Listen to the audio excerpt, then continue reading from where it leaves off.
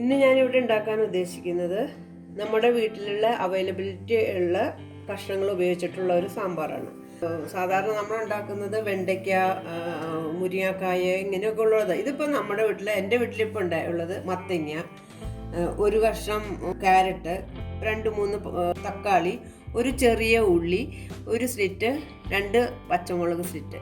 ഇത്രയും കഷ്ണം ഉപയോഗിച്ചിട്ടുള്ള സാമ്പാറാണ് ഇന്ന് ഞാനിവിടെ ഉണ്ടാക്കാൻ പോകുന്നത്. അതിന് വേണ്ട സാധനങ്ങൾ പരിപ്പാണ്. തോരപ്പരിപ്പ് എന്ന് പറഞ്ഞാൽ ആവശ്യമുള്ളത് ഒരു 3 പിടി എന്ന് പറഞ്ഞാൽ ഇങ്ങനത്തെ 3 പിടി തോരപ്പരിപ്പ്. പിന്നെ ഒരു നെല്ലിക്ക വലിപ്പത്തിലുള്ള പുളി, വാളൻപുളി, ഒരു നെല്ലിക്ക വലിപ്പത്തിലുള്ള വാളൻപുളി ഇങ്ങനെ വെള്ളത്തിൽ കുതിർത്താൻ വെക്കാം. പിന്നെ സാമ്പാർ പൊടി ഞാൻ ഉപയോഗിക്കുന്നത് ബ്രാഹ്മിൻസിൻ്റെ 2 ടേബിൾ സ്പൂൺ എടുത്തിട്ട് ഇങ്ങനെ വെള്ളത്തിൽ കലക്കി വയ്ക്കുക. ഇതിപ്പോൾ ബ്രാഹ്മിൻസിൻ്റെ തന്നെ വേണമെന്നൊന്നുമില്ല, ഞാൻ ഉപയോഗിക്കുന്നത് ബ്രാഹ്മിൻസിൻ്റെ ആണ്. അല്ലെങ്കിൽ നിങ്ങൾക്ക് അവൈലബിലിറ്റി ഉള്ളത് കേരളത്തിലെ സാമ്പാർ പൊടി എന്ന് പറഞ്ഞ് വാങ്ങണം. പല ബ്രാൻഡുകളുണ്ടാവും. ഇപ്പം എൻ്റെ അടുത്തുള്ളത് ഈ ബ്രാഹ്മിൻസിൻ്റെ ആണ്, അതുകൊണ്ട് ഞാനിപ്പോൾ ഇവിടെ ബ്രാഹ്മിൻസിൻ്റെ ഉപയോഗിക്കുന്നു. ഒരു നുള്ള കായം,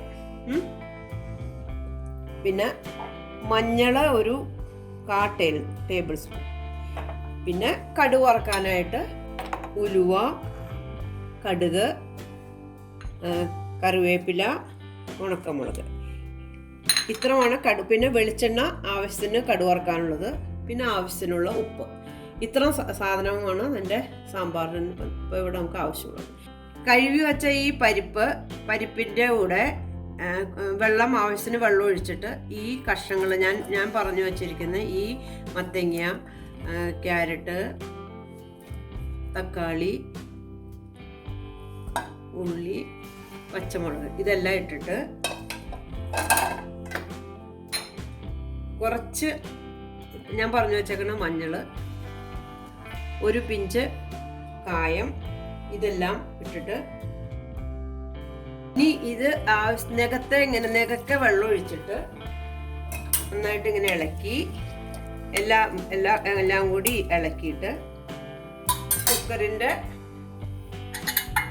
അടപ്പ് വച്ചിട്ട് വെയിറ്റ് വാൽവ് ഇട്ടിട്ട് ഫസ്റ്റ് പ്രഷർ വന്നതിന് ശേഷം സ്റ്റൗവ് സ്ലോ ഫയറിൽ വച്ചിട്ട് ഒരു 5 മിനിറ്റ് സ്ലോ ഫയറിൽ വയ്ക്കുക. അതിനുശേഷം സ്റ്റവ് ഓഫ് ചെയ്തിടുക. വെയിറ്റ് വാൽവ് എടുത്തിട്ട് പ്രഷർ റിലീസ് ചെയ്തതിന് ശേഷം തുറന്നു നോക്കുക. എന്നിട്ട് ഇതിലേക്ക് ഇനി ഇത്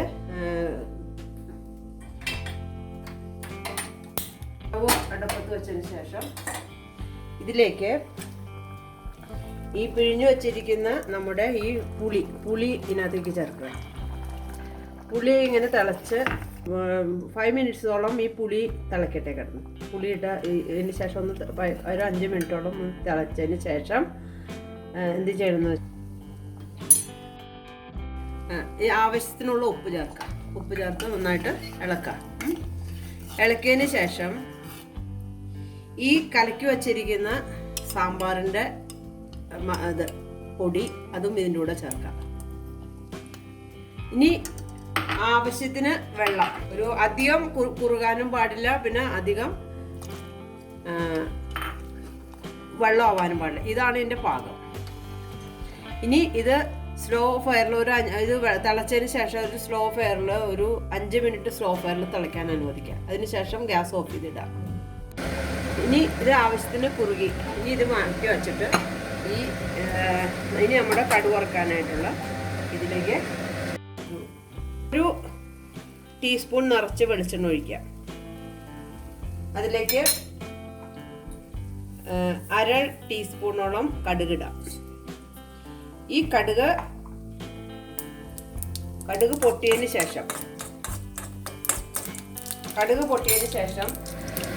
ഒരു 1/4 ടീസ്പൂണോളം, എന്നിട്ട് അതിലേക്ക് പറഞ്ഞു വെച്ചേക്കുന്ന കറിവേപ്പില, ഈ ഉണക്കമുളക്. ഈ സ്റ്റവ് ഓഫ് ചെയ്യുക.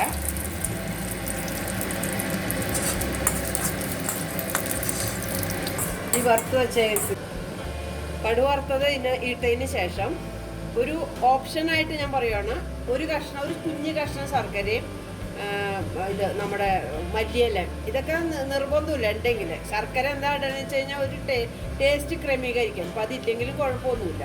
എന്നിട്ട് ഇതേപോലെ നിങ്ങൾ ഉണ്ടാക്കി നോക്കുക. ഇതിൽ കഷ്ണങ്ങളൊന്നുമില്ല, മുരിങ്ങക്കായ ഒന്നുമില്ല. ഇതൊന്നും കഷ്ണമൊന്നും ഇല്ലാത്തൊരു സാമ്പാർ, എല്ലാം ഉടഞ്ഞു ചേർന്നേക്കുവാണ്. ഇപ്പോൾ നമ്മൾ ഉണ്ടാക്കിയ സാമ്പാർ റെഡി. കുട്ടികൾക്കൊക്കെ കൊടുക്കാൻ വളരെ നല്ലതാണ് വെച്ചാൽ ഇതിൽ കഷ്ണങ്ങളൊന്നും, ചില കുട്ടികൾക്ക് കഷ്ണങ്ങളൊന്നും ഇഷ്ടമല്ല. പിന്നെ മുരിങ്ങക്കായൊക്കെ ഉണ്ടെങ്കിൽ ഇത്രയും കൂടി ടേസ്റ്റ്. പക്ഷേ ഇപ്പോൾ എൻ്റെ അടുത്ത് മുരിങ്ങക്കായ ഉണ്ടായിരുന്നില്ല. പക്ഷെ നിങ്ങൾക്ക് മുരിങ്ങക്കായ ഇട്ടുണ്ടാക്കുവാണെങ്കിൽ ഒന്നും കൂടി നന്നായിരിക്കും.